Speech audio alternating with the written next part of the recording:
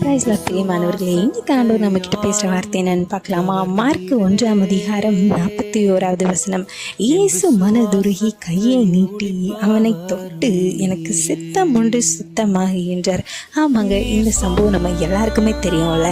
குஷ்டரோகி ஒருவன் ஆண்டவரிடத்துல வந்து, ஆண்டவரே உமக்கு சித்தம் இருந்தா என்னை சுத்தமாக்க உம்மால் கூடுன்னு விசுவாசத்தோட ஒரே ஒரு வார்த்தை தாங்க கேட்குறாரு. ஆனால் ஆண்டவர் பாருங்க, அவர் மேலே மனதுருகி அவரை தொட்டு சுகமாக்குறாருங்க. ஆண்டவர் மனதுருக்கத்தின் தேவனுங்க. இன்னைக்கு நம்ம ஒரு வார்த்தை விசுவாசத்தோடு அவரை நோக்கி பார்த்து கேட்டாலே போதுங்க. அவர் நமக்கு அநேக அற்புதங்களை செய்ய போதுமானவராக இருக்கிறாரு. ஆனால் இன்னைக்கு விசுவாசத்தோடு நம்ம கேட்குறோமா அப்படின்னு பார்த்தா அநேக நேரம் இல்லை. நமக்குள்ளே ஒரு டவுட்டில் ஒரு கொரியில தான் நம்ம கேட்போம்ல. ஆனால் அந்த குஷ்டரோகி எந்த ஆண்டவர் முழுமையாக நம்பி முழு விசுவாசத்தோடு கேட்டதுனால நன்மையை பெற்றுக்கொண்டார். நீங்களும் அப்படி கேளுங்க, நன்மையை பெற்றுக்கொள்வீங்க. Have a good day. Amen.